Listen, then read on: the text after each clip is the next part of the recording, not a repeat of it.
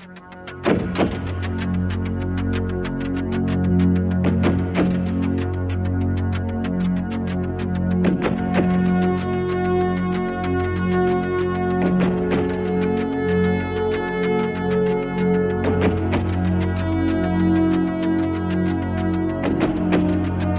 and welcome to True Crime Rocket Science.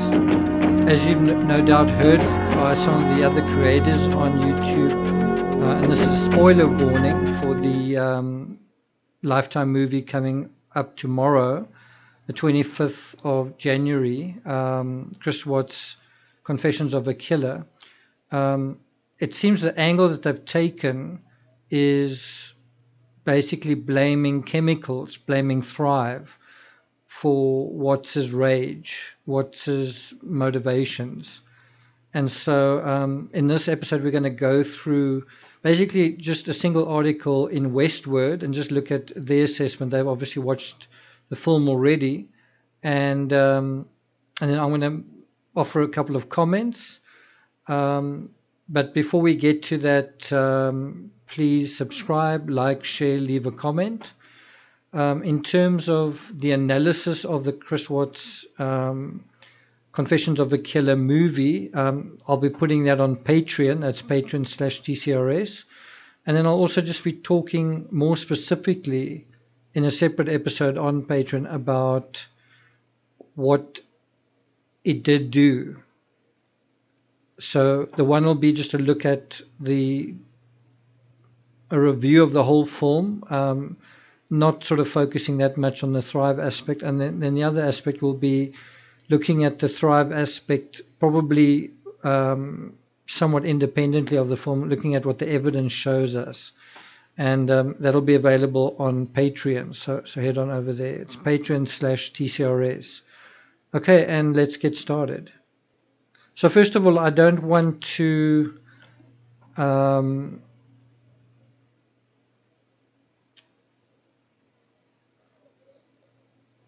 either endorse or kind of deny the whole Thrive aspect. I don't think Thrive is irrelevant, but I also don't think it's the central motive. So I don't think it's ridiculous, the angle that Lifetime has taken. In fact, I think it's quite a unique angle compared to what we've seen. It's definitely quite interesting. And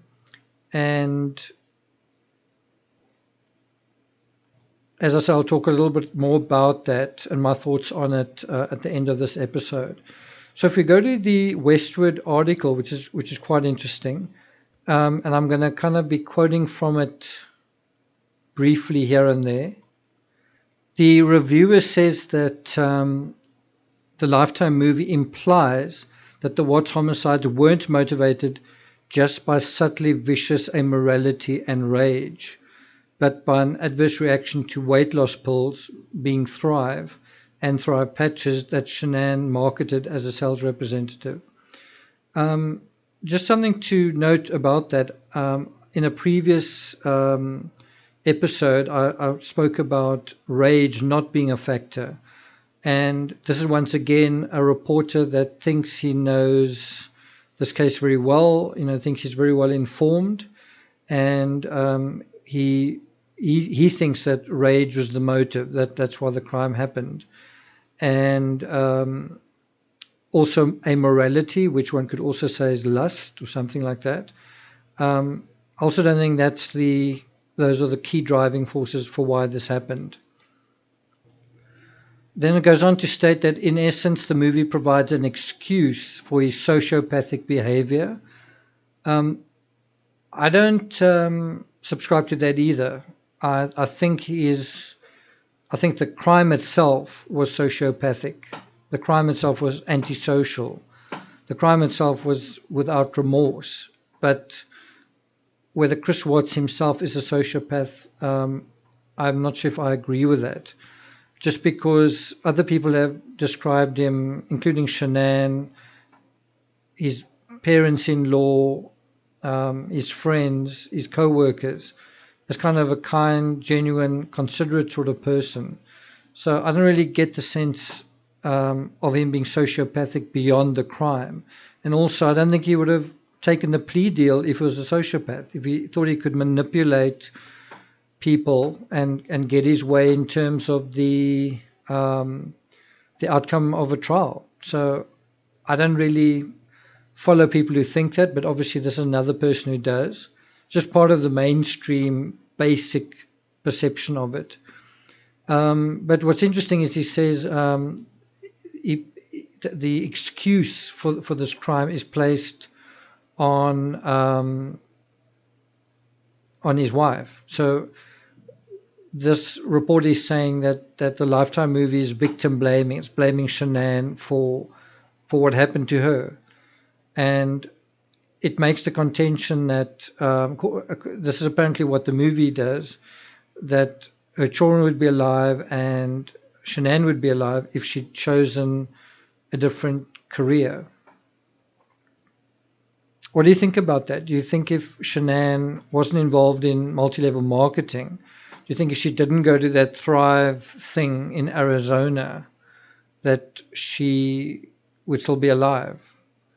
Do you think if she worked a different job, their financial circumstances might have been different or even better?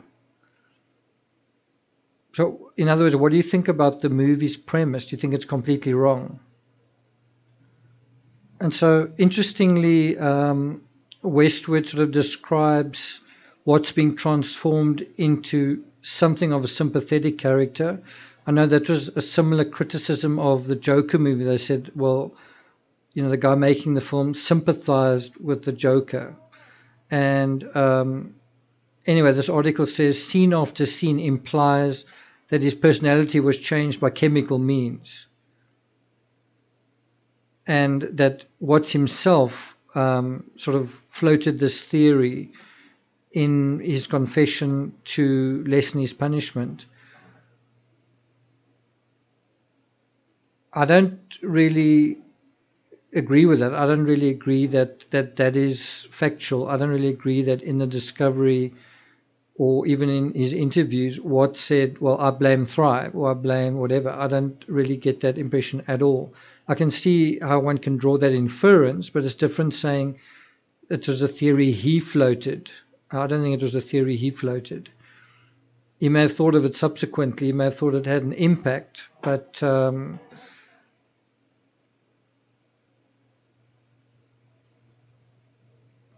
I think it's a bit of an exaggeration there. To ask, did his personality change by chemical means? I don't really think that's true either. I don't think Thrive changed his personality as much as Nicole Kessinger did and his sexual awakening did. So I think the chemical catalyst here is a woman, not Thrive. Although Thrive certainly enabled that whole process of him being found attractive and all that kind of thing. But the actual chemical process going on was, I think, more of a sexual nature.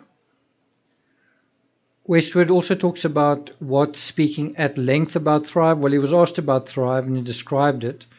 But there wasn't really any dark side to it based on the discovery. And interestingly, the discovery does show that the law enforcement did go and investigate some of the ingredients in these products.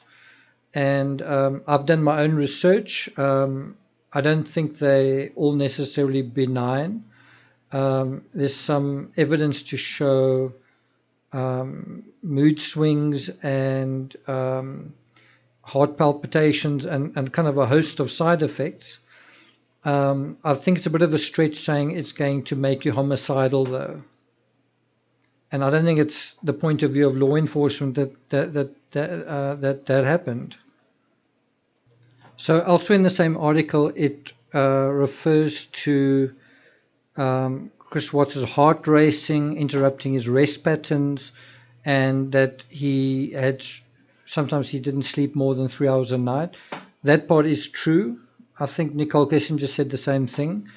And there you can definitely start making some kind of case that Watts's peace of mind, his thought processes certainly weren't 100%.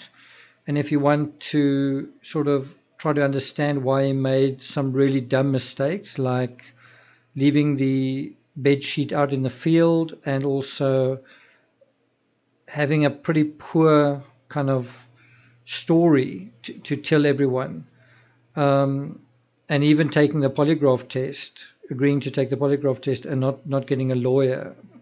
One could perhaps even take it even further. If he was really psychologically exhausted, maybe that's why he took the plea deal. He just wasn't in his right mind, kind of thing. But we can certainly see how if he was somewhat compromised by lack of rest, that he may have acted kind of harshly, both in terms of being less inhibited with Kissinger than he otherwise would have been, just because of changes in his physiology, and also less inhibited in terms of criminality. But that's almost like saying, if someone has a drink and they commit murder, did the drink commit murder?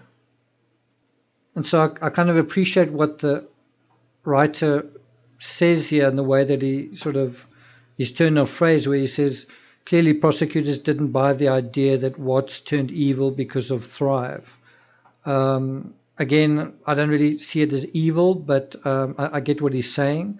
I don't think so either. I don't think he took Thrive and suddenly had kind of murderous impulses. If that were true, you would have millions, tens of millions of murderers walking around. People using Thrive would just naturally commit murder. And Shanann, what would Shanann have murdered him if he didn't murder her first? So what is quite interesting is the filmmakers took this approach so seriously that they changed the name of the product to Strive to avoid being sued for what they were kind of saying. So they wanted to dramatize a version, and in order to do that, they changed the product. To be honest, I was quite cynical in the beginning. I thought they wouldn't show the patches whatsoever because of the need to, avoid any kind of legal red tape. So the fact that they went to so much trouble not only to depict these patches but also to change the name so that they could make a particular statement, I think is quite fascinating. And in a way, I kind of commend the filmmakers for taking this approach because it's quite original, it's quite unique. I think it is something worth talking about.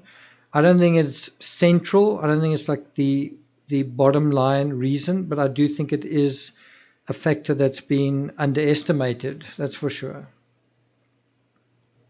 And so what is apparently dramatized in this movie are sort of a montage used multiple times where Watts empties pills from a Strive bottle into his hand, gulps them down, slaps a patch on his upper arm.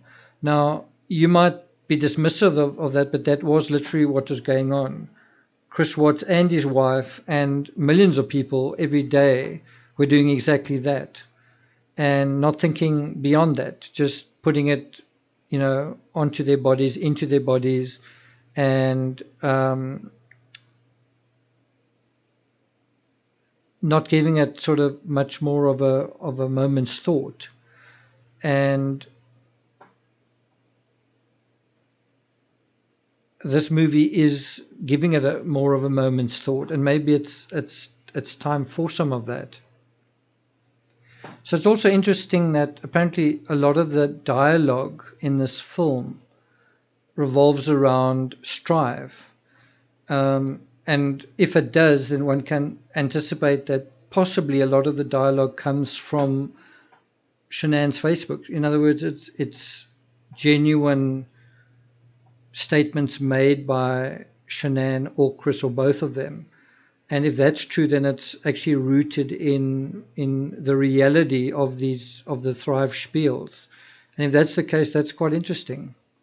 But certainly a clever way to dramatize something is by using the spiels, which are in effect dramatizations of the Watts family by the Watts family. So it's quite a useful place to sort of start.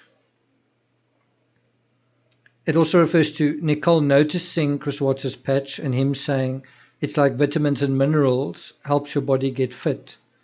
And then Nicole apparently, the fictional Nicole apparently is impressed.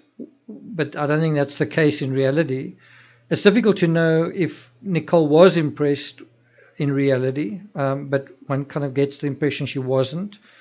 Firstly, she wasn't apparently using them herself. Secondly, she seemed to have her own fitness thing sorted out, which was healthy eating and exercise. And it seems as though, thirdly, that her attitude to fitness started kind of infecting him, where he was doing things kind of in a different way, including exercising and running and working out, which is a little bit different to most thrivers who sort of tend to stick to just slapping on the patch. So it's really interesting that strive is a major theme in this film. It shows that they didn't rely that heavily on the confessions, which, to be honest, have been done to death to some extent in a lot of the documentaries that have already covered it. So by focusing on the strive aspect, you adding another layer, you're adding a lot of color, you're also adding another dimension to it.